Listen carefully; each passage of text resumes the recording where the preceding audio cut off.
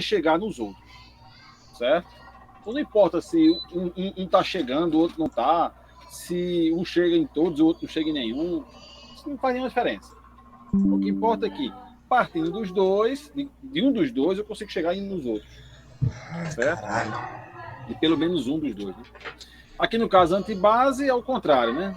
Os vértices que todos chegam nele. Nesse caso aqui é só o vértice 3, forma a minha antibase. Né? Vértice 3 forma antibase. Todos os outros alcançam o vértice 3. Aqui nesse grafo, nós vimos o seguinte: o vértice 1 e 4 formam a base. Quer dizer, se eu quero chegar no 5, o que é que eu faço? Eu vou para o 4, faz parte da base, e chego nele. Eu quero chegar no 3, como é que eu faço? Eu vou no 1, faz parte da base, e chego nele. Então, quando eu falo em base, é o seguinte: eu quero chegar em qualquer vértice, eu escolho o vértice correto da base e vou chegar nele. Certo? Quero chegar no vértice 8. Eu vou escolher qual? Vou escolher o 1? Não vou escolher o 1, porque o 1 não chega. Eu vou escolher o 4, eu vou escolher o correto. E vou chegar no 8, que é o que eu quero. Então a base é isso. A base me dá um grupo de vértices que, se eu quiser chegar nos outros, eu vou escolher o vértice certo e vou chegar em qualquer outro vértice. Certo? Então é isso aqui, a base. Ok? E a antibase é o contrário. Antibase está aqui. Certo? Se eu tiver em outro vértice, eu vou chegar em alguém da antibase.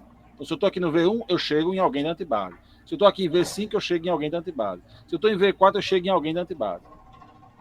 Então, de qualquer vértice, eu chego em pelo menos um que está na antibase. Isso é a antibase, certo?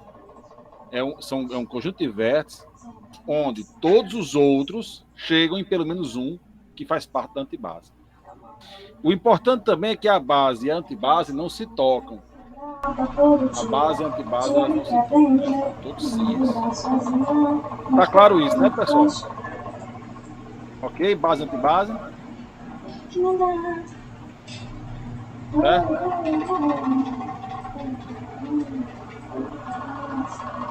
Pessoal, vocês entenderam? Rapaz, essa falta de interação tá difícil. Pois é, professor, tem que voltar para presencial, professor. Esse negócio aqui Não já é minha não, cara. Eu disse, ou volta ou não volta. O pessoal ficou com coisa. é assim mesmo, tem que ser desse jeito mesmo.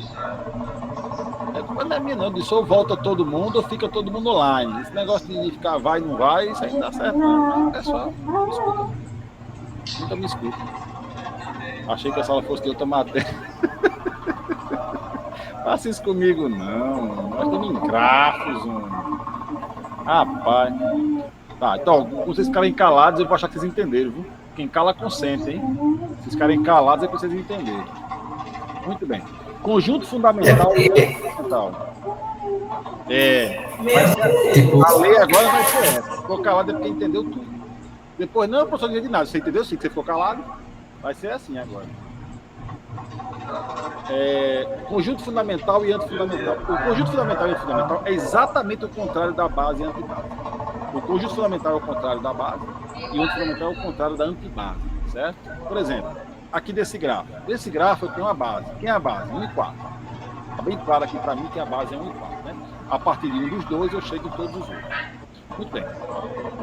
Quem é o conjunto fundamental? Quem é o conjunto fundamental? Os outros. Ou seja, aqui, ó, essa turma aqui todinha é o conjunto fundamental. Então, ou você é base, ou você é conjunto fundamental. Um com os dois juntos. Esses conjuntos não se tocam, certo? Então, não se tocam, não. Eles não são... eles não compartilham o vértice. Então, o vértice ou ele faz parte da base, ou ele faz parte do conjunto fundamental. Certo? Então, o conjunto fundamental são os outros. Os outros. Que, tecnicamente, é o fecho transitivo direto dos vértices da base. Certo? Mas, vamos entender que eu tenho a base e eu tenho os outros. Os outros, eu chamo de conjunto fundamental. Certo? A mesma coisa a antibase. Eu tenho aqui a antibase e os outros. Os outros é o conjunto antifundamental.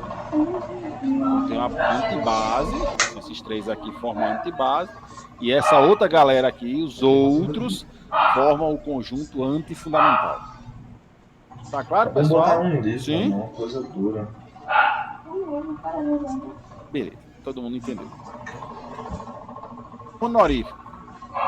O dígrafo ele é honorífico se ele seguir essas regras aqui, certo? Isso aqui é um conjunto de regras que caracterizam o dígrafo honorífico. Primeiro, o N tem que ser menor ou igual a 8. Então, ele tem que ter no máximo 8 vértices, certo? O M tem que ser igual a 7. Então, ele tem que ter exatamente 7 arestas. Não pode ter nem 8 e nem 6. Aqui não. O N ele pode ter 5, 4, 3, 1, 8. Não pode ter 9. Mas o M não. 7. Batido. Tem que ser um dígrafo. Então, as arestas têm que ser setas para ser honorífico. Tem que ser enraizado. Ele tem que ter uma raiz. Certo? E ele tem que ter um caminho euleriano a partir da raiz. O caminho euleriano é aquele caminho que passa por todas as arestas sem repetir. Ele pode repetir vértices, mas não vai repetir arestas. Certo? Está aqui um exemplo de um dígrafo honorífico. Certo? Está bem claro aí. Ele tem 7 vértices. Certo? Então são 7 vértices. 1, 2, 3, 4, 5, 6, 7. Isso. Então é no máximo 8, ele tem 7, ó. Perfeito. Ele tem 7 arestas. Então, ó, uma aresta contando com o laço. 2, 3, 4, 5, 6, 7. Exatamente 7 arestas. Certo? Ele é um dígrafo, tá claro que ele é um dígrafo. Ele é enraizado porque eu pintei aqui de preto para dizer, ó, esse aqui é a raiz, viu? Tá, tô marcando ali, esse é a raiz. E um caminho euleriano a partir da raiz. Vamos ver, ó. Eu passo primeiro no laço, aí venho seguindo a seta. Pá, pá, pá, pá, pá, pá. Cheguei. Então, eu consigo passar por todas as arestas sem repetir. Não é um ciclo, ele não volta para o começo. É um caminho euleriano. Passa por todas as arestas sem repetir arestas. Certo? Alguém levantou a mão aí, o que foi que houve? Para ser honorífico, quero dizer, se ele tiver mais do que 7 vértices, ele recebe outro nome, né? Ou ele... Não. Honorífico é uma coisa que é isolada, vamos dizer assim. Ele precisa ter 7 vértices só, né? 7 arestas. Arestas. 7 arestas. No máximo 8 vértices, pode ter menos, mas é exatamente 7 arestas. Se ele tiver 8 arestas, não tem nome. É um dígrafo qualquer. Entendi. Mas se ele tiver mais vértices, já é outro tipo de dígrafo, né? Um dígrafo qualquer também, não tem nome. É um dígrafo. Só um dígrafo. Certo? Honorífico é uma coisa bem isolada, bem específica, assim. É um nome para um tipo de dígrafo bem específico. Aquele que segue aquelas regras ali e pronto. Não tem nada, nenhum conceito, vamos dizer assim, agregado a isso. Certo? É esse tipo assim, segue essa regra aqui, acabou. Se não seguir, não é um dígrafo normal, um dígrafo que não é honorífico. Certo? Beleza, pessoal, os outros aí entenderam? Sim. Vamos focar lá, então vamos continuar. Ó, sim, ali, alguém falou assim, então melhor ainda. Triangulação. Agora vamos confundir a cabeça de vocês agora. Triangulação. Triangulação é um grafo planar, tem que ser planar, conexo, né? Tem que ser conexo também, não pode ser desconexo, onde todas as faces, exceto a externa, são triângulos. Olha aí, rapaz, preste atenção que isso aí confunde a cabeça do povo. Ó, vou dizer de novo. Triangulação é um gráfico que é planar, né? É planar, ou seja, eu posso desenhá-lo sem cruzar, mesmo que ele cruze, mas eu posso desenhá-lo sem cruzar. Ele é conexo, né? Então eu tenho um caminho de todos para todos. E todas as faces, exceto a externa pode ou não ser triângulo, certo? A externa é desconsiderada aqui. O que ele está dizendo aqui, a externa, não é que a externa não pode ser triângulo, ela pode ou não, mas ela não está no conceito. Então a externa tanto faz ser ou não triângulo, não interessa, certo? O que interessa é que as faces internas têm que ser triângulo. Um triângulo é uma figura geométrica composta por 3 arestas. Não tem nada a ver com vértice, é 3 arestas. Pronto, certo? 3 arestas. 3 arestas formando um ciclo, esse ciclo é um triângulo. Tá claro isso, pessoal? Sim. Vamos lá. Vou numerar aqui. 1, 2, 3, 4, 5, 6. E vou perguntar: o 1 é triangulação, sim ou não? O que é que vocês acham aí? Pode botar no chat também. Sim. Sim, estão dizendo sim. Só um falou, os outros aí. O que é que vocês acham? Sim ou não? O 1 é triangulação, sim ou não? Todas as faces são triângulos? Sim ou não? Sim. Jennifer botou sim aqui. 2 falaram sim. Quem mais? O resto do povo? Participa aí, gente. Sim também. Então todo mundo tá achando sim, né? 3 sim. Vamos botar aqui 3, tá? Mas ninguém quer falar não. O povo não fala. Ah, tem mais um sim aqui, ó. 4 sim agora. Depois vou salvar esse chat daqui e vou dar para participar. Vamos lá, então sim. Então o pessoal falou aqui sim. Vou botar o S aqui. O 2. 2 é triangulação. O que vocês acham? Não, Jennifer disse que não é triangulação. O que é que os outros acham aí? Sim ou não? Não, olha, mais um. Dar uma rapidão falando sobre triangulação. Ah, peraí, deixa o pessoal responder, porque eu repeti agora 2 vezes. Deixa o pessoal responder, depois eu explico de novo. É porque eu falei 2 vezes agora, aí não. Daqui a pouco eu falo, mas eu explico de novo. Pode. Rapaz, eu olhando aqui. O que é que você acha? É triangulação? O pessoal tá dizendo que não aqui. Aqui no chat Rapaz, é tudo. eu vou ser do contra. Eu acho que o primeiro é não e o segundo é sim. O primeiro é não, o segundo é sim. Olha, peraí. É. Tem um cara que disse que é não. Vou deixar aqui. Um cara falou que não. Tá? Um que disse que era não. Aqui o pessoal tá dizendo que é não, mas tem um cara que disse que é sim. Vou deixar aqui. Um cara disse que é sim. Não sei, né? Vamos ver. Eu acho que esse segundo também é sim, professor. Tá achando sim também. Então 2 caras estão achando que é sim. E 3 caras estão achando que é não, né? Tem aqui a Eliane, que é a menina, e 2 caras, 3 caras achando que não. Então tá, a maioria ainda tá achando que não. Certo? O 2 é não. A gente tá dizendo, o 2 é não. Não é não, não. Muito bem. Vamos pro 3. E o 3, é ou não é? Sim ou não? 3. O que vocês acham? 3. Sim, ó. A gente disse que sim. Acho que sim. Sim, ó. O pessoal tá dando sim. Muito bem. O João também, Álvaro, muito bem. Então sim, vou deixar aqui o S, todo mundo está concordando que é uma triangulação. O número 4 é uma triangulação. O que é que vocês acham, pessoal? Número 4. Acho que não. Não é triangulação. Não, olha, Jennifer aqui também, Lucas, não.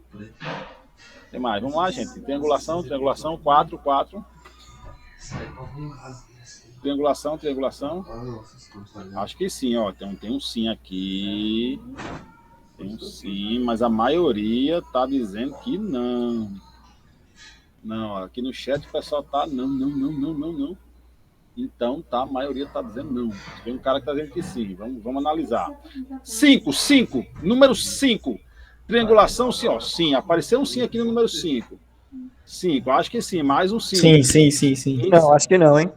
Opa, tem um não aqui. Tem um não. A maioria tá dizendo sim. Então, se a maioria, vou lá aqui, sim, a maioria, mas tem um cara dizendo que não é triangulação. Não é triangulação não. Mas a maioria tá aqui, ó, sim, muito bem. Vamos ver se vocês estão certos aí.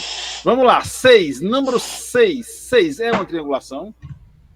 Sim, não. Eu acho que não. Tá empatado. Não, também. Não, a maioria tá dizendo não aqui. Tem 3 não e um sim só. Opa, sim, só a Jennifer dizendo sim. O resto tá dizendo não aqui. O que é que vocês acham? Mais respostas. A maioria está dizendo não e só a gente está dizendo sim. Ó, Eduardo dizendo sim aqui. 2 sim e uns 4 não aqui. Quer mais? Sim ou não? 6 é triangulação? Não. Leandro Rapaz, eu tô indo pelo conceito. Tudo é possível, até que se prove o contrário. Ó, tá empatado. Eu acho que tá empatado aí. Ó, tem aqui mais um. Ó, mais um dizendo sim. Tá empatado. Vou botar aqui mais ou menos. Botar sim, não. Mas não tem maioria, não. Aqui o pessoal não chegou em consenso, não. Vamos lá. Agora vamos para as respostas certas. Primeiro, o primeiro, né? Ele é uma triangulação. Eu tenho uma face, é um triângulo. Outra face também é um triângulo. Outra face também é um triângulo. Outra face também é um triângulo. Outra face também é um triângulo. Outra face também é um triângulo. Aqui também e aqui também. Todas as faces, exceto a externa tanto faz, não importa, são triângulos. Correto, certo? Todas as faces são triângulos. Isso aqui é um quadrado, isso aqui é um retângulo, né? Mas isso não é uma face, tem vértice dentro dele. Uma face é uma área que não tem nada dentro. Não pode ter nem vértice nem aresta. né? Então, isso não conta. Então, sim, a maioria acertou. Esse é uma triangulação. Sim, ok. 2. A maioria disse não. Teve 2 que disseram sim, mas não é uma triangulação, né? Não. Por quê? Aqui é um quadrado, né, gente? Isso aqui é um triângulo, ok.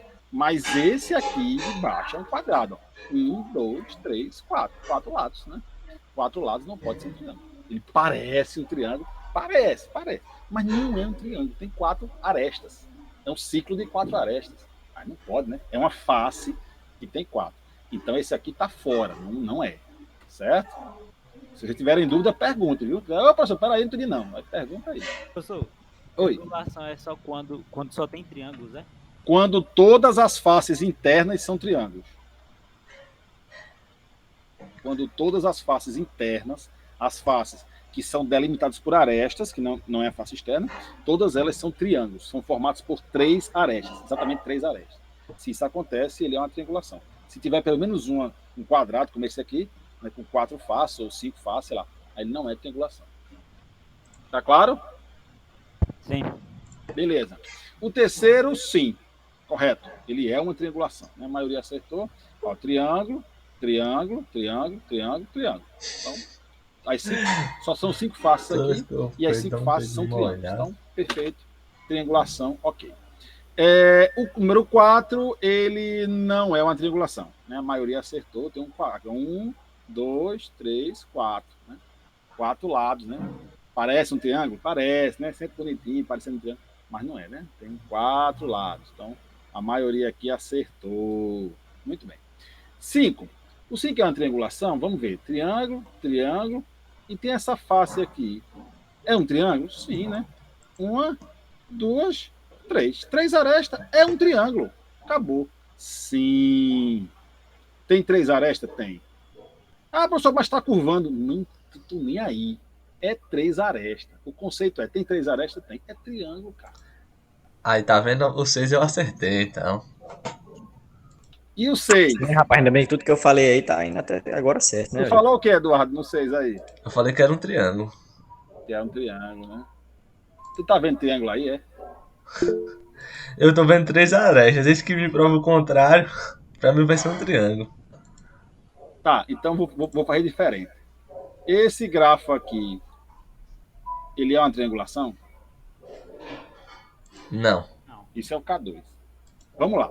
Vou botar aqui o número 7. Vamos levantar aqui a polêmica, antes de eu revelar o 6. O 7. O 7 é uma triangulação? O que é que vocês acham? A gente já falou que sim.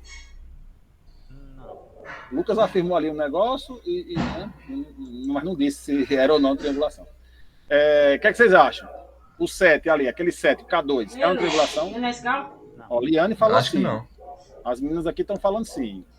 E os rapazes estão falando não. O que é que vocês acham?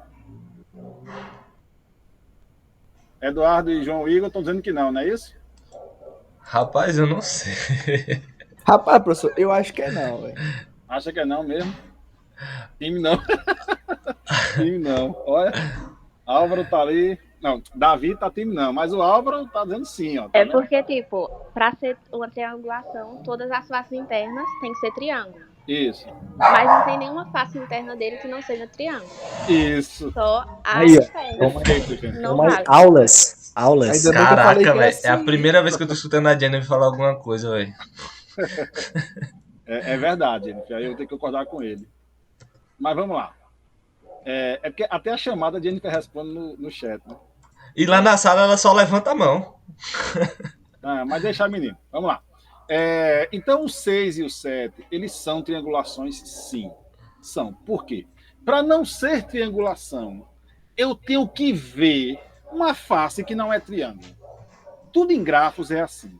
Para eu dizer que não, eu tenho que ver alguma coisa que contradiz a regra. Tudo em grafos. Tudo. Não há exceção para isso, inclusive. Para eu dizer que um grafo não é alguma coisa, eu tenho que ver alguma coisa que esteja em desacordo com a regra. Coisas que não existem, eu não vejo. Eu só vejo o que existe. Então, o que não existe, eu não vejo. Se eu não vejo, eu não posso, né, refutar um conceito. Em grafos, eu só digo não quando eu vejo alguma coisa. Se eu não vejo, eu não posso dizer nada. Eu não vi. Então, é o seguinte, para não ser triangulação, o que é uma triangulação? Todas as faces internas são triângulos. Então, o que não é uma triangulação? Aquele que tem uma face interna que não é triângulo. Eu tenho que ver isso. No 6 e no 7 que eu botei agora aí, eu não estou vendo faces, quadrados, pentágonos, enfim.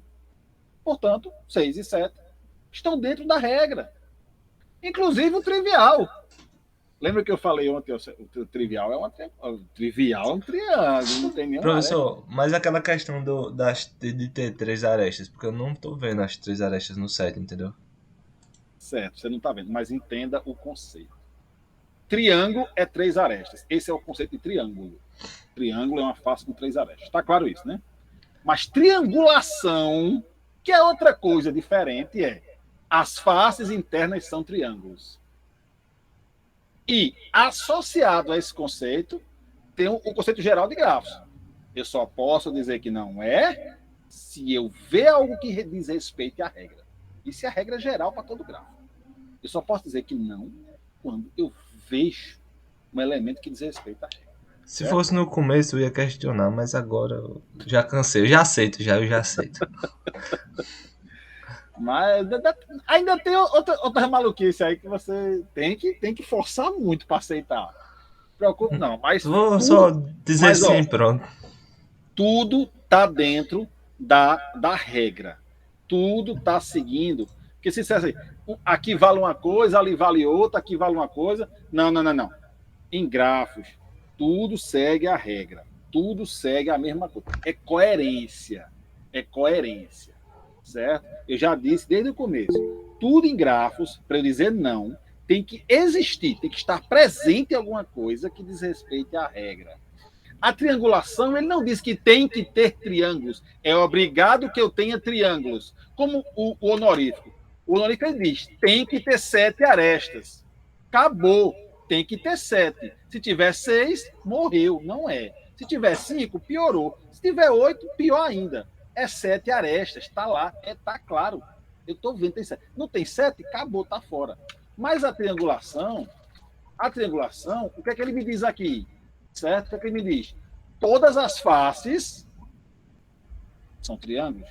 Ele não diz que tem que ter triângulo. Tem que ter uma face que é triângulo. Não. Ele não está falando isso, não. Se você leu isso aí, você leu errado. Você está errado. Você não pode ter lido isso aqui. Triangulação é um grafo planar conexo, no qual as faces de seta externa são triângulos. Mas ele, em nenhum momento ele diz que tem que ter triângulo. Não, isso aí não está aqui dizendo, não. Aqui está dizendo, tem que ter 7 arestas. Está dizendo 7. Se tiver 6, está fora. Se tiver 8, está fora. Está dizendo aqui. Aqui não está dizendo isso, que tem que ter triângulo. Só diz que as faces... Podia até acrescentar aqui, né? As faces que existam. Talvez ficasse mais claro.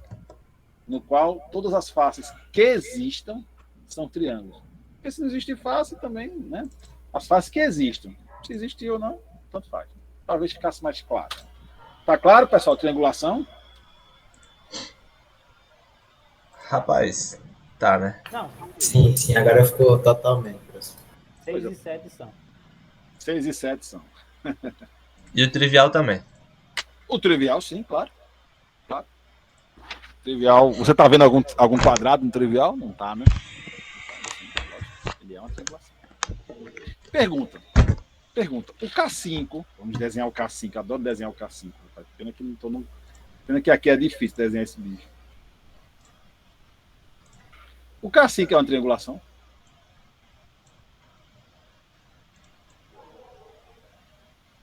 Vou tentar desenhar ele bonitinho.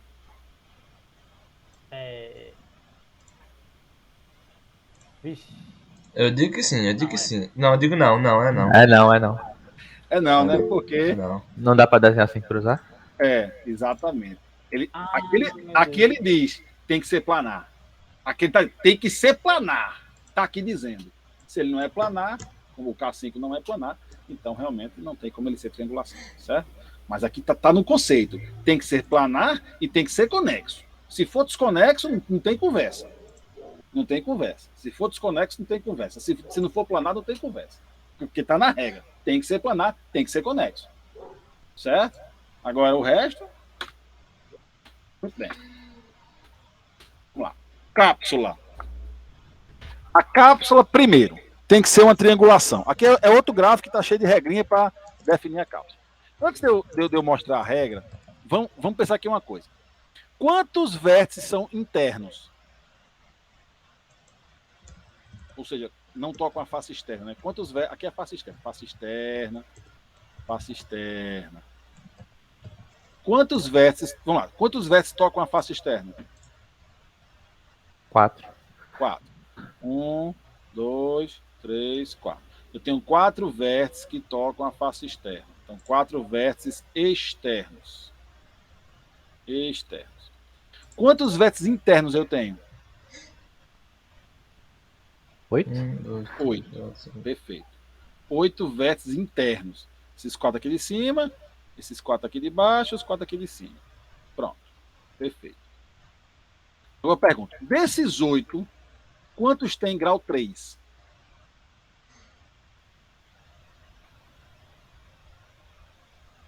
4. 4? Conte de novo. Desses 8 internos. Ah, não, os 8. É que eu tava contando ali. Não, aqui, os 8 não. Conte de novo. 6. 3. Grau 3. Grau 3. Grau 3. Esse não, aqui é grau 2, né? Esse aqui é grau 2. Grau 3. Grau 3. Grau 3. Esse aqui é grau 2, não conta. Então, desses 8, eu tenho 6 que tem grau 3 e eu tenho 2 que não tem grau 3. Não tem grau 3. Certo? Perfeito. Isso aqui é uma triangulação? Sim. Vou adiantar logo. Sim. Aqui eu tenho uma face triângulo, uma face triângulo, uma face triângulo, triângulo, triângulo, triângulo. Tudo bem. Quando uma triangulação, a quantidade de vértices internos de grau 3 for maior ou igual do que os outros, eu tenho uma cápsula. Eu tenho 6 vértices internos de grau 3 e tenho 6 vértices que não são internos de grau 3. 4 porque são externos e 2 porque não tem grau 3. Então eu tenho 6 vértices que não são internos de grau 3. 4 deles são externos e 2 têm grau 2, não tem grau 3. Então, quando a quantidade de vértices internos de grau 3 for maior ou igual do que os outros, quem são os outros? Os externos e os internos que não têm grau 3. Então, quando esse é maior do que esse, eu tenho uma cápsula. Tá claro isso? Oi. Eu entendi o que é, mas, tipo, tem alguma razão para esses conceitos? Porque, tipo, parece que um cara chegou e disse, olha, se eu pegar uma triangulação que tiver 3, menos que eu inventou um bocado de regra, e aí disse, vou chamar de cápsula. E é isso. Na verdade é o seguinte, quando surge um nome de um grafo específico, é porque o cara publicou um artigo, fez um trabalho, aplicando esse modelo de grafo em alguma situação real. Certo? Todos os grafos que têm nome, o garra, a gaiola, a cápsula, todos eles ganharam esses nomes porque foram aplicados em uma situação real, aplicados em alguma obra, em algum algoritmo aí muito louco, e resultaram numa solução boa. Então eles nomearam os grafos, certo? Eu não tô aqui trazendo as soluções deles, até porque aí já é outro nível. A gente vai ter que trabalhar com um algoritmo, e muitos deles são de baixo nível, enfim. Mas todos os grafos que tem nome, seja o garra, o gaiola, o cápsula e outros aí que a gente viu, todos, ainda vamos ver, todos eles ganharam nomes porque foram aplicados em alguma situação. Por exemplo, o honorífico. O honorífico, ele codifica telefones, números de telefones. Certo? Ele é um codificador de telefones. Ele é usado no algoritmo que codifica telefones. Certo? Então, assim, é um gráfico específico, ele tem regras específicas. Todos os grafos que têm nomes ganharam nomes porque fizeram parte de um projeto real e ganharam o nome para ficar em destaque, vamos dizer assim. Tá claro isso? Não, entendi. Perfeito. Espera aí, pessoal, vou dar só um minutinho aqui.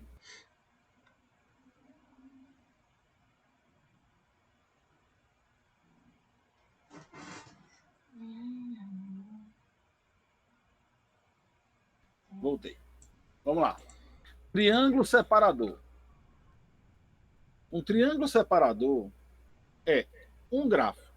É um triângulo dentro de uma triangulação. Então, aqui eu tenho uma triangulação, certo?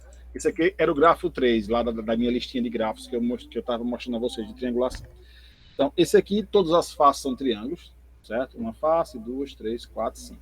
Eu tenho 5 faces, as 5 são triângulos. Só que existe aqui um triângulo que não é face. Esse aqui, ó. 4, 2 e 1. Esse triângulo, ele é um triângulo, mas ele não é face. Esse triângulo, dentro de uma triangulação, todo triângulo que não for face é chamado de triângulo separador. Em uma triangulação, todo triângulo que não for face é chamado de triângulo separador. Então, esse aqui, esse triângulo 1, 2 e 4, é um triângulo separador, porque ele está presente em uma triangulação, mas ele não é face. Se uma triangulação não tem triângulo separador, eu chamo de NST triangulação. Não tem triângulo separador. É como está em inglês, né? Ele está invertido. Mas não existe, não tem triângulo separador, triangulação. Então, NST triangulação é uma triangulação que não tem um triângulo separador.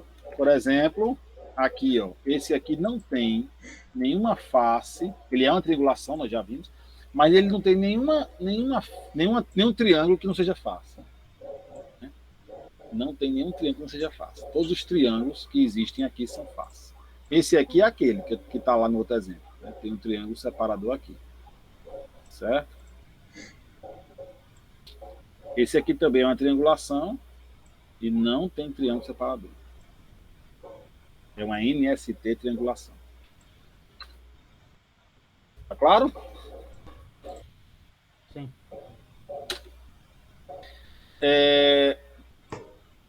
Aqui poderia até ser um lema, mas está solto, o conceito está solto no livro. Todo grafo planar maximal. Bom, se ele é planar maximal, é aquele grafo que, se eu incluir mais uma aresta, ele deixa de ser planar. Aqui é o K5 sem essa aresta aqui, né? Eu não tenho como botar ela sem cruzar, não tem como. Eu sempre cruzo. E não tem nenhuma outra aresta que eu possa botar. Lembrando que quando a gente fala em planar maximal, não vale os laços, né? O laço está fora. E eu nunca posso fazer multigrafo, né? Então a única aresta que me sobrou para colocar é essa, e eu não posso botar porque senão ele vai cruzar. Então esse grafo, ele é planar maximal. E todo grafo planar maximal que seja uma triangulação e que não tenha triângulo separador possui um ciclo hamiltoniano. Está aqui um grafo planar maximal, que é uma triangulação, certo? Ó, triângulo, triângulo, triângulo, triângulo, triângulo. E não tenha triângulo separador, não tenha triângulo separador. Realmente, ele não tem, certo? Todos os triângulos aqui são faces. Então, com certeza, esse grafo possui um ciclo hamiltoniano. Está aqui o ciclo hamiltoniano, né? Passando por todos os vértices e repetindo só o último, que é igual ao primeiro. Grafo de arestas. Rapaz, para fazer o grafo de arestas, acho que eu vou atrás de outro aplicativo. Porque se eu for desenhar aqui no PowerPoint um grafo de arestas, vai me dar trabalho. Não, vou desenhar assim. Não. Peraí. Vai dar trabalho demais. Peraí. Deixa eu abrir aqui outro aplicativo. Então, aqui para desenhar grafos. É bem legal para desenhar grafos. Esse conceito de grafo de arestas e o próximo também, que é o grafo dual, eles são grafos bem legais, mas... Peraí, deixa eu sair aqui, deixa eu trocar vocês de aplicativo. Deixa eu fazer o seguinte. Vou pegar aqui outro exemplo, sem ser aquele que está lá, porque aí facilita vocês entenderem. Pô, só que eu não posso. Aí. Deixa eu arrumar minha tela aqui.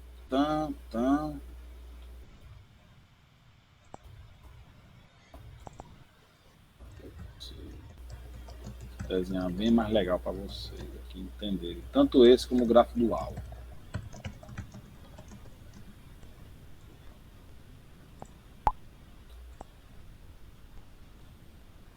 Deixa eu compartilhar agora com vocês. Depois a gente volta para o PowerPoint.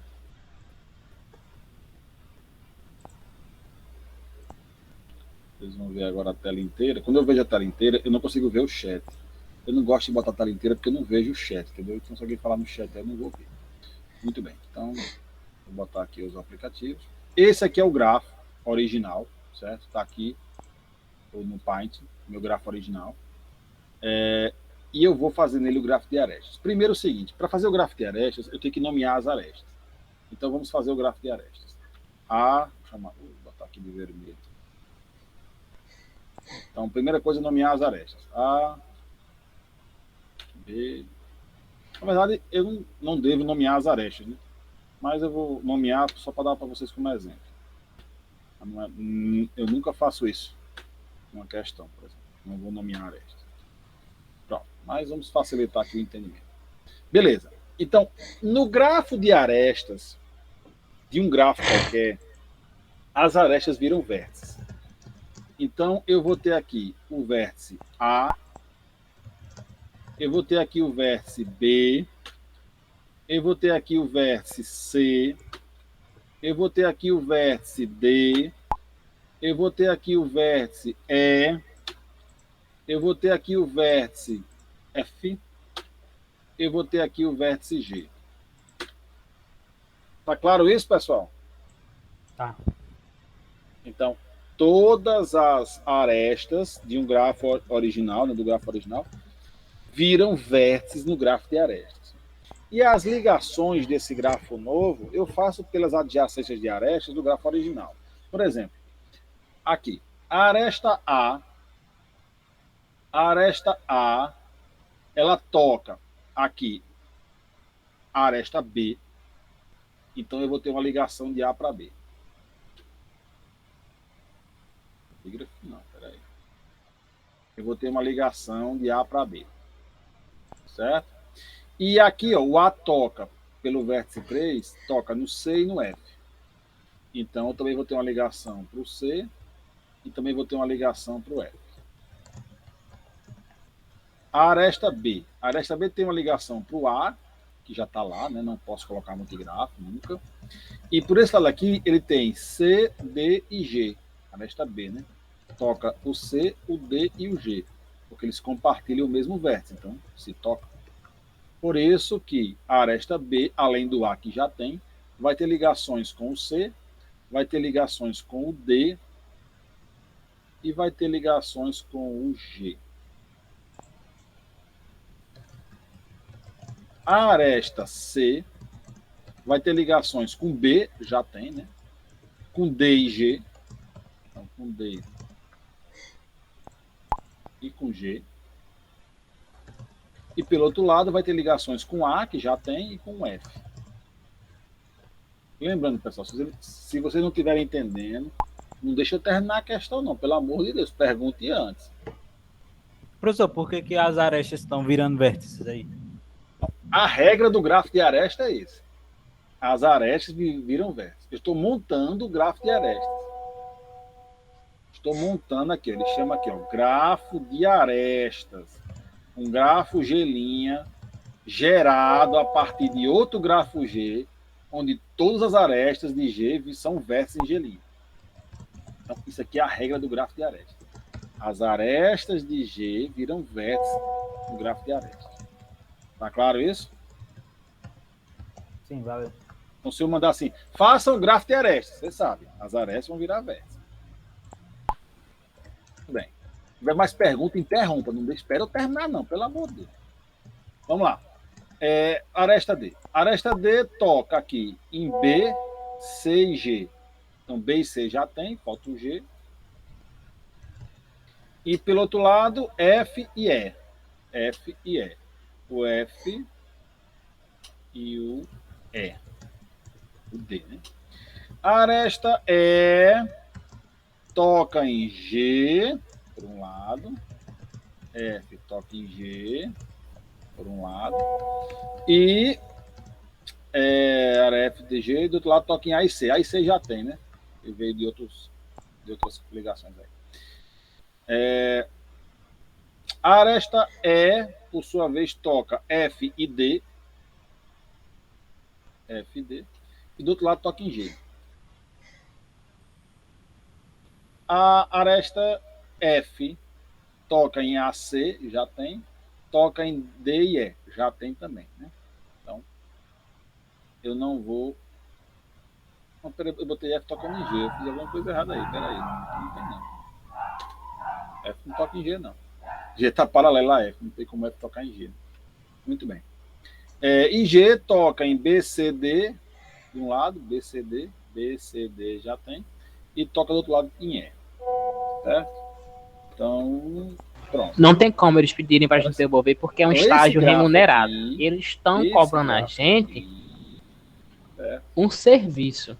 esse Já o gráfico estágio para eu resolver escolar, né, que é o eu ProUni, consigo deixar é uma bolsa, eles estão lhe incentivando, eles estão pagando você para produzir. Por isso que eles podem tomar de você o dinheiro que foi desperdiçado, entendeu? Não. Eles têm grau 4. Tem 5 versos de grau 4. 1, 2, 3, 4, 5. 5 versos de grau 4.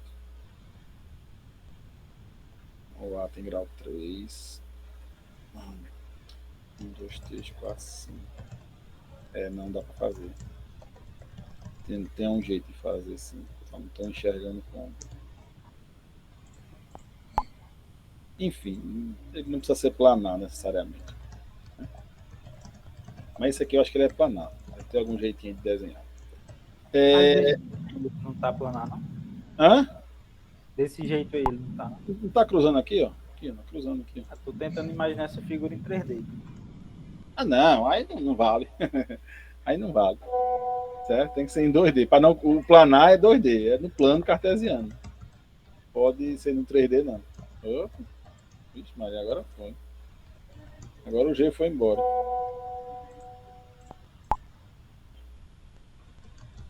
Vixe, Maria andou muito. Oxe, tem Ctrl Z aí, não é? Até tem, eu que não usei.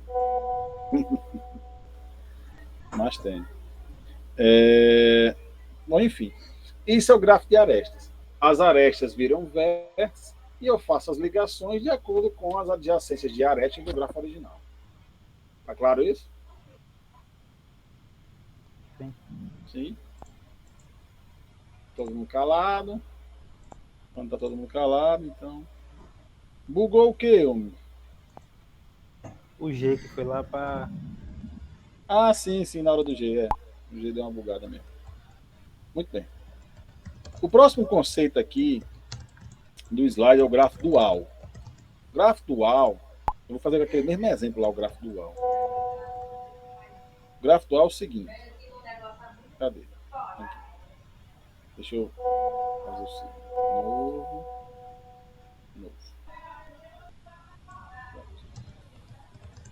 Agora aqui. Mas não tem tantos Ctrl Z, não. Deixa eu ver se ele consegue. Conseguiu. Muito bem.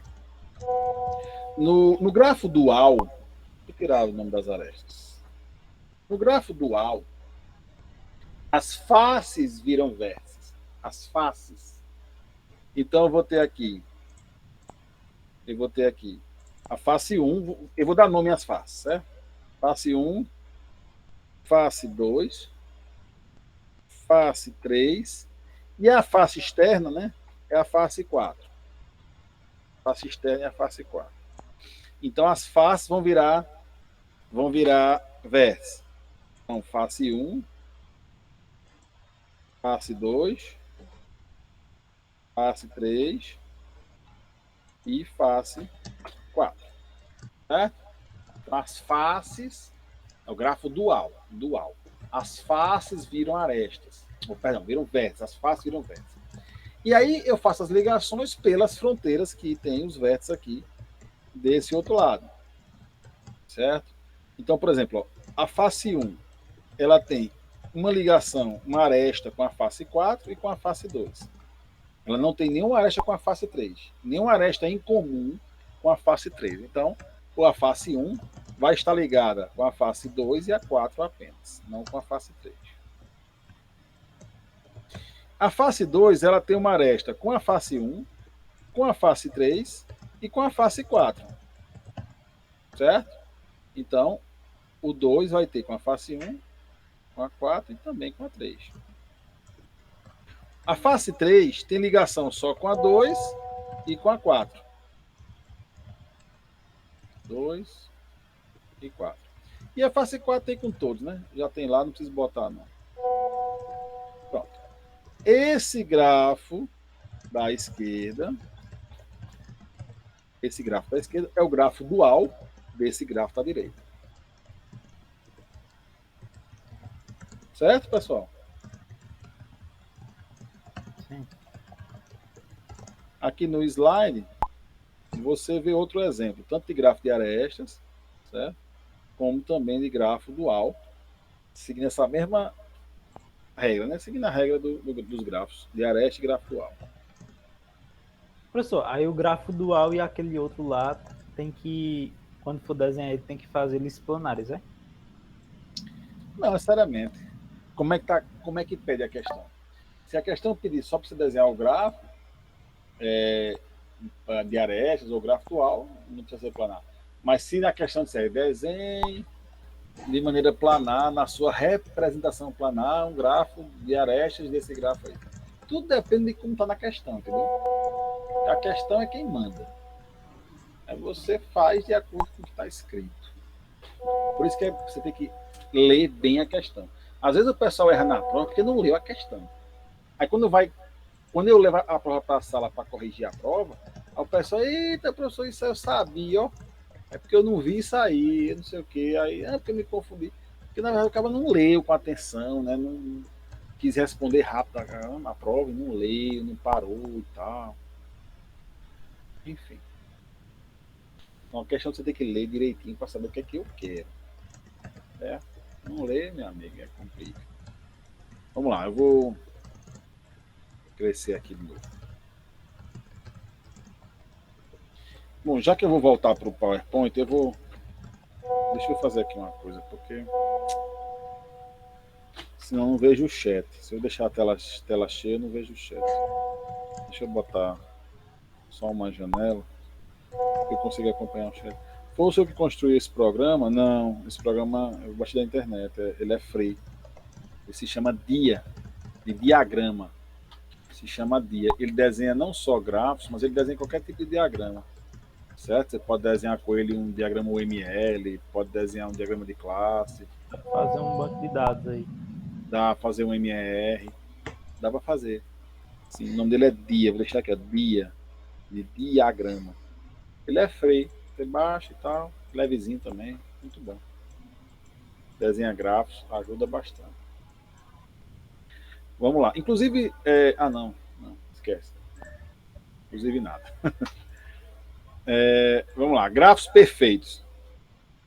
Quando um grafo é perfeito? Um grafo é dito perfeito se e somente se nem ele, nem o complemento dele tiverem ciclos ímpares maiores que 3. Nem ele, nem o complemento tem ciclos ímpares maiores que 3. Ou seja, um ciclo de tamanho 5, de tamanho 6, de tamanho 6 não, 5, 7, 9, 11. Por exemplo, esse aqui. Esse é um gráfico que não tem nenhum ciclo de tamanho ímpar maior que 3. O complemento dele é esse. Para quem não se lembra, o que é o complemento? O complemento é um outro gráfico com os mesmos vértices e as arestas que faltam para ele ser completo. Então, para esse cara aqui virar o K4, quais são as arestas que faltam? Essas aqui. Essa e essa. Se eu pegar esse grafo e sobrepor esse daqui, vira o K4. Vira o K4. Então esse aqui é o complemento desse. Aí eu pergunto o seguinte, esse aqui tem algum ciclo ímpar maior que 3? Não, ele não tem nenhum ciclo. E esse aqui? Também não. Ele também não tem nenhum ciclo. Então esses dois grafos, eles são ditos perfeitos. Porque nem ele, nem o complemento dele possuem ciclos ímpares maiores que 3. Por exemplo, eu vou quebrar o K5, né? O K5 sempre é um exemplo legal. Então tem aqui o K5, um pentágono, e o complemento dele, que é essa estrela aqui. Certo? Então esse grafo não é perfeito. Por quê? Porque ele tem um ciclo ímpar maior que 3. No caso aqui, um ciclo de 5 lados, né? Então, esse grafo não é perfeito. Para ele ser perfeito, tem que ser ele e o complemento dele não ter nenhum ciclo ímpar maior que 3. Ele só admite ciclos ímpares de tamanho 3. Né? Qualquer outro valor, ele não é perfeito. Ok, pessoal? Tranquilo? Grafos perfeitos? Muito bem. Ninguém falou nada porque entendeu.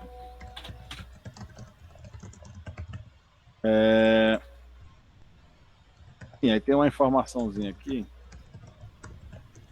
Um grafo é criticamente imperfeito se ele não for perfeito, mas todos os seus subgrafos próprios forem perfeitos. Ó, ele é dito criticamente imperfeito. Se ele não for perfeito, ele é imperfeito.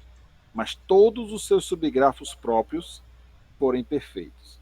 Quando ele fala em subgrafos próprios, ele está se referindo a subgrafos que são diferentes dele, né? Mas na verdade mesmo, ele se refere aí a grafos que têm menos arestas. Perdão, menos vértices. Então, por exemplo, o K5. O K5, esse cara aqui, não é o K5, é um pentágono, certo?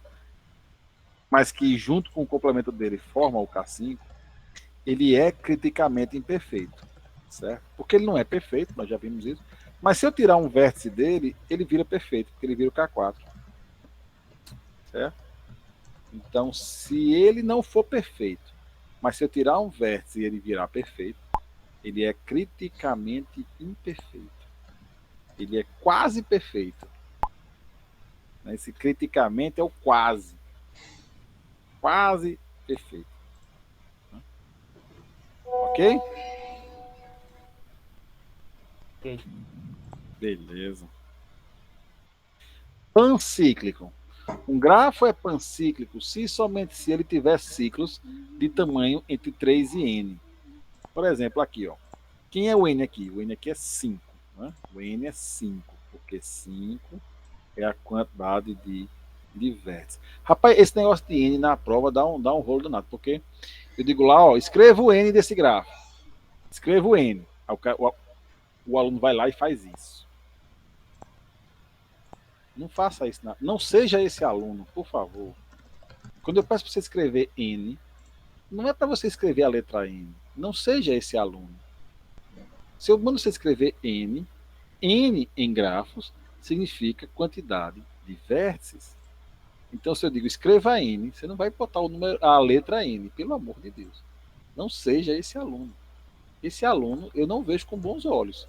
As outras questões eu já não corrijo legal. Porque o cabo escreve a letra N na hora que eu peço para ele botar N, porque é uma questão muito fácil. Você só contar os versos de um gráfico. Isso é muito fácil. E o cara escreve a letra N, esse aluno, eu não vejo as questões dele com bons olhos, não. Porque se ele erra isso aqui e as outras, né? Pelo amor de Deus. Então, quando eu mando você escrever N, você vai botar o quê? A quantidade de vértices. Então, se eu dou esse grafo aqui na prova e digo escreva N, você vai botar 5. Não precisa nem botar assim, não. Bota só o número, 5. Quanto menor for sua resposta, melhor. Então, eu prefiro muito mais assim do que assim. Assim é feio. Assim, 5. Só o número, 5. Ó, resposta perfeita. Muito bem. Então, vamos lá. O N aqui é 5. N aqui é 5. Vou botar só o 5. 5. Pronto. Então, para ele ser pancíclico, ele tem que ter um ciclo de tamanho 3, pelo menos um, de tamanho 3, outro tamanho 4 e outro de tamanho 5. Ou seja, 3, 4, 5. E ele tem 3, 4 e 5, que é o de fora aqui, né? Então, este grafo, ele é pancíclico, porque ele tem ciclos de tamanho de 3 a n, de 3 a 5. Né? Se por acaso fosse um vértice de, sei lá, 7, vou botar mais um aqui, ó, 6, mais outro aqui, ó, 7.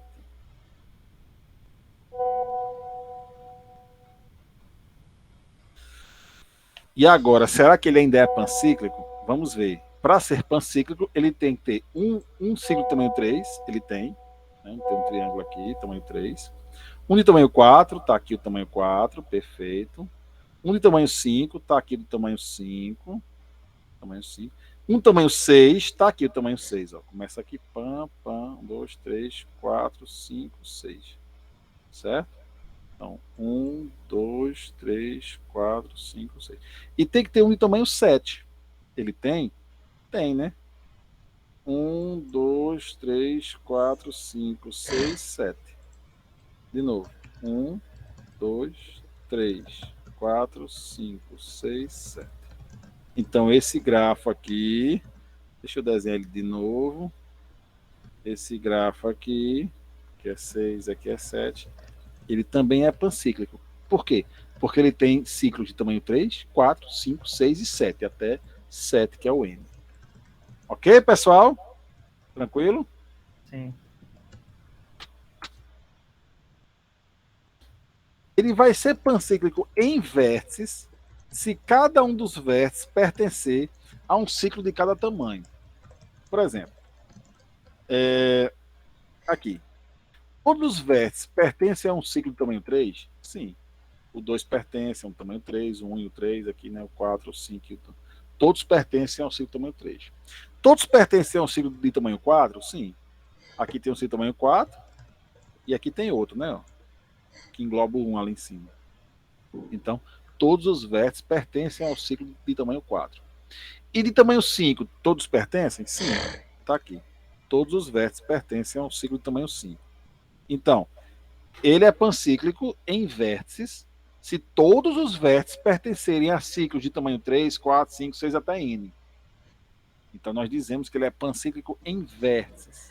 Se o mesmo acontece com as arestas, ou seja, se todas as arestas fazem parte de ciclos de tamanho 3, 4, 5, até n, então ele é pancíclico em arestas. Esse grafo aqui da tela, ele é pancíclico em vértices, mas ele não é em arestas, certo? Por quê? Porque essa aresta aqui, 2, 5, cadê meu lápis? Essa aresta 2, 5, ela não faz parte, essa 2, 3 também, elas não fazem parte de nenhum ciclo de tamanho 5. Não fazem, infelizmente. O único ciclo de tamanho 5 que eu tenho aqui é o de fora.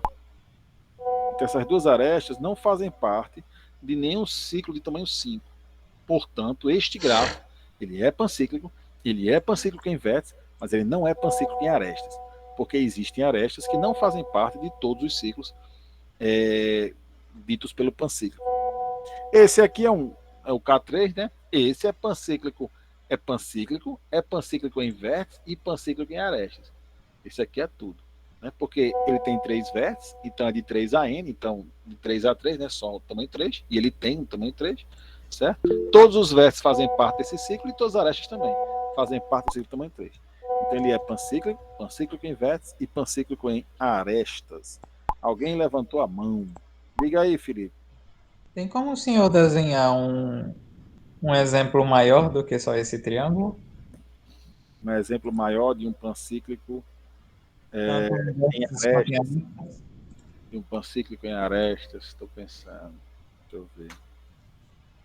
Nem sempre é fácil achar um exemplo em grafo. Deixa eu ver. Deixa eu ver um próximo do K5 aqui. Eu tenho que ter... Apaga esse triângulo para ficar mais fácil desenhar, não? Aí dá. Deixa eu ver. Eu acho que o K5 ele é pancíclico em vértices e arestas. Deixa eu só pensar aqui nele. 1, 2, 3, 4, 5. 1, 2, 3, 4. Pronto.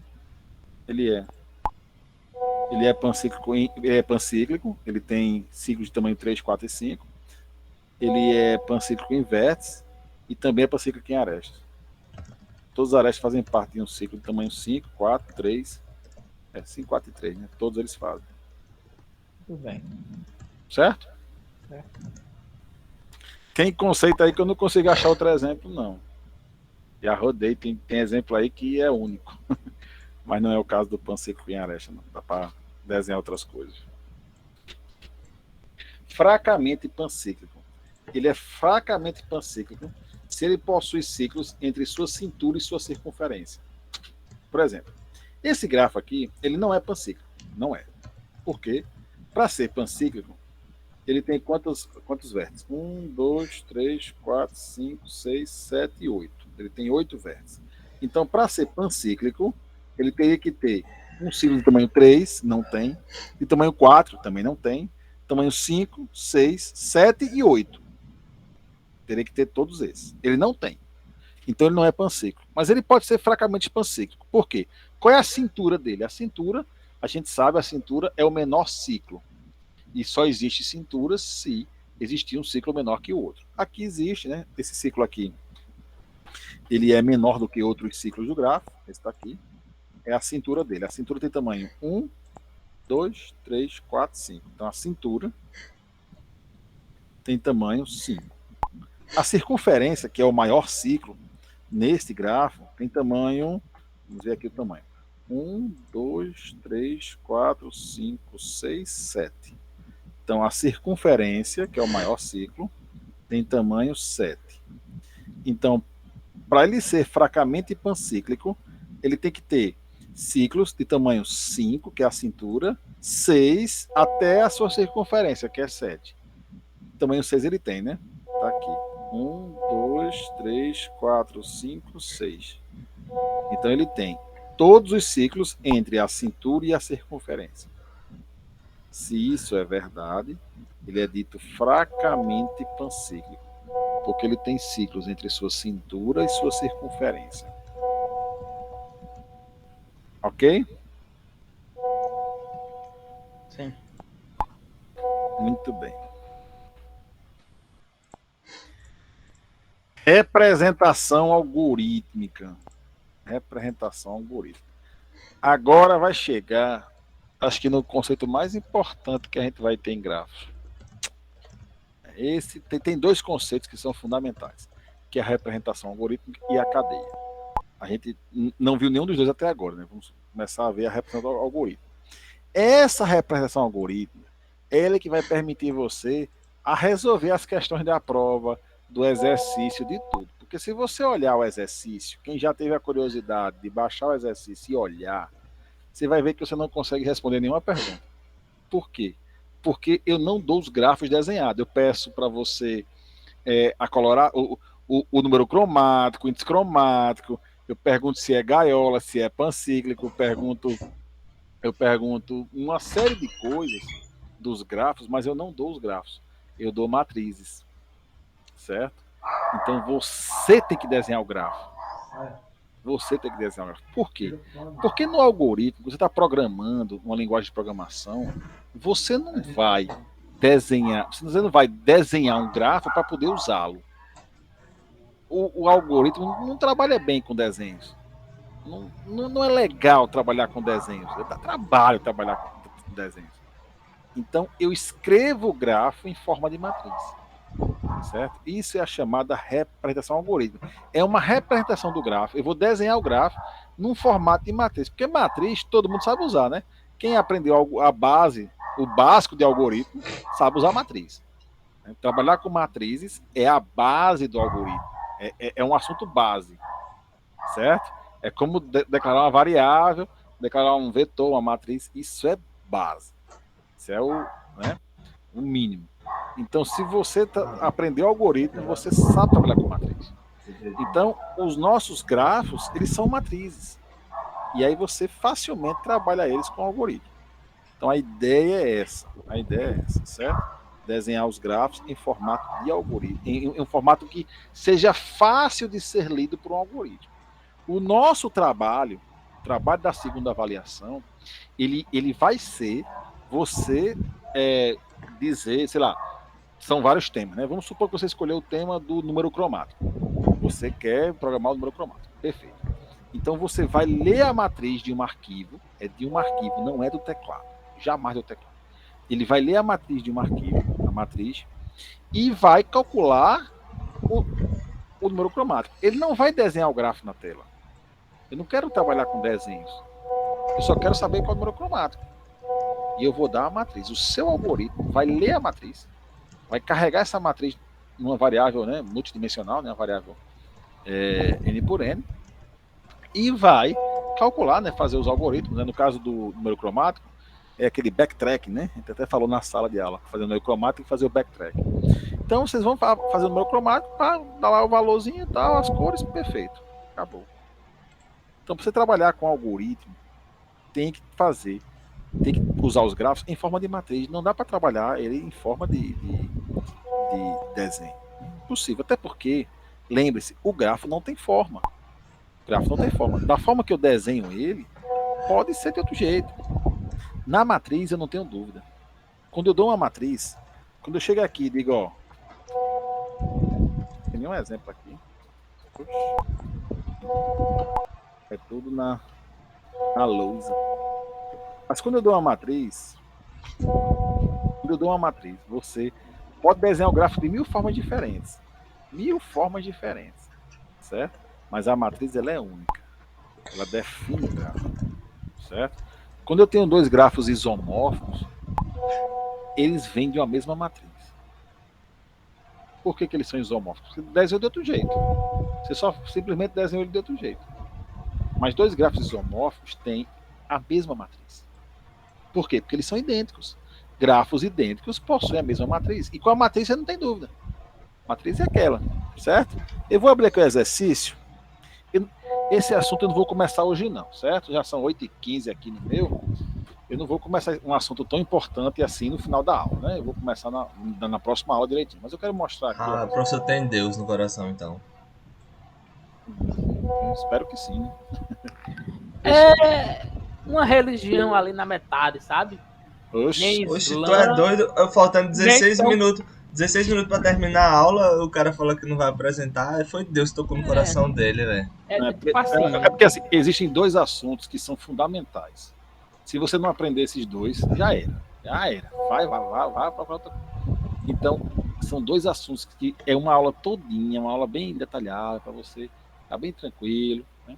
E um deles é o algoritmo, é a representação algoritmo. Isso é fundamental. E qual é o outro? Cadeia. Nós vamos ver ainda. Vai ser uma aula só para cadeia. Vai ser uma aula só com cadeia. E outra aula só com algoritmo. Só. Para você ficar, aprender, relaxar. Porque se você não souber esses dois na prova, já era. Já era mesmo. Porque se você não sabe desenhar um gráfico na prova, eu não vou dar o gráfico não, eu vou dar a matriz. Se você não sabe desenhar o gráfico, você não responde nenhuma questão.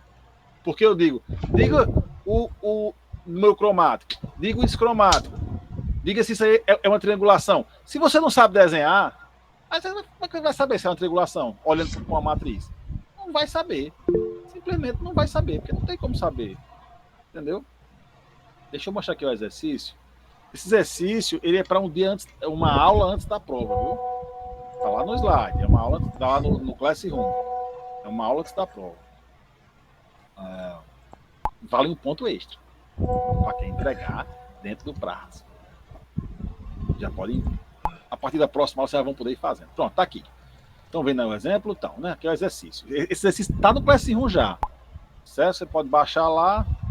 Eu tô falando que já tá, mas eu não tenho nem certeza. Ó. Deixa eu olhar aqui, peraí.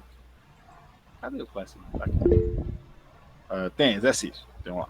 Tem exercício. Tá no Classroom, com certeza. Então, tá tranquilo aí para vocês. Professor, Oi. Esse exercício vai valer ponto extra? Na prova. Vale um ponto extra na prova. Um ponto extra na prova. É pra gente entregar que dia? Na aula anterior à aula da prova. Da primeira prova. A primeira prova nossa está agendada o dia 7/4. 7/4. Então, esse exercício, deixa eu ver, 7/4,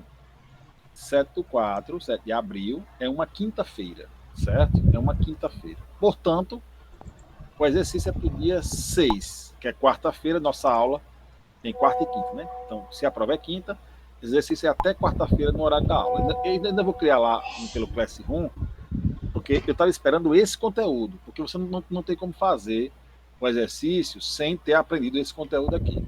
Você não faz nem o exercício, nem a prova, não faz nada, certo? Tá aqui, achei. Então, deixa eu só aqui mostrar o exercício. Ó. Na prova vem assim, ó. Esse aqui é um gráfico. 2 gráficos aqui, ó. Gráfico G1, G2, G3, G4, são gráficos. Aí eu digo, ó, esse G3 aqui, qual o índice cromático dele? Aí você, índice cromático, professor, peraí, como é que eu calculo? Não sabe, nem eu sei como é que eu, olhando matriz, eu sei lá. Eu tenho que desenhar, cara. E é isso que nós vamos aprender na próxima aula. Desenhar os gráficos, para você poder fazer o exercício, fazer a prova. Aí, depois da próxima aula, eu coloco o exercício já disponível para quem quiser ir adiantando, né? Ele já está lá, mas vou botar já a entrega, né? A entrega. Porque lá está o Oi.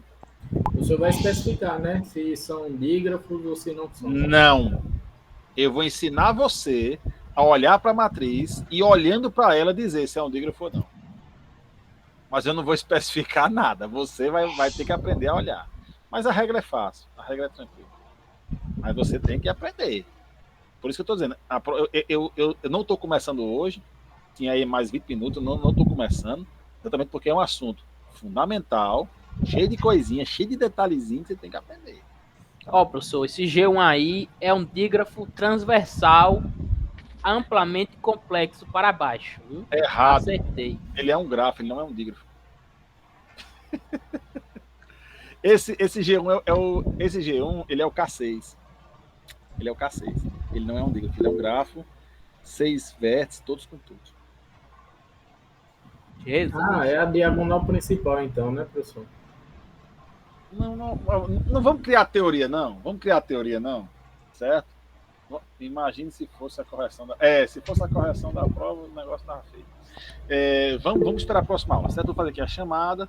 Na próxima aula, a gente vai aprender direitinho como é que desenha o negócio. Certo? Vocês vão sair da próxima aula sabendo resolver o exercício. Pelo menos desenhando o gráfico, né? Por isso que eu disse lá no começo do semestre, eu disse, ó, pessoal, o importante na prova é você desenhar um gráfico sem cruzar e sem curvar. Isso vai lhe ajudar muito. Eu falei isso lá no começo e isso vale sempre. Vou fazer a chamada assim, Felipe, daqui a um minutinho. Certo? Então isso vale sempre. É importante isso. Oi! Esse exercício tem quantas questões? É porque eu não tô conseguindo abrir aqui, não. Tá baixado no celular. Sente cacetado. Sente uma porrada aí. Tem 100 de verdadeiro ou falso e tem mais 13 de responder. São 113. Certo? Tem algumas regrinhas aqui, certo? Do que deve ser digitado, do que deve ser manuscrito. Uma parte tem que ser manuscrito, outra parte tem que ser digitado, certo? Então você tem que ler a regra. Não seguiu a regra, não vale nada, certo?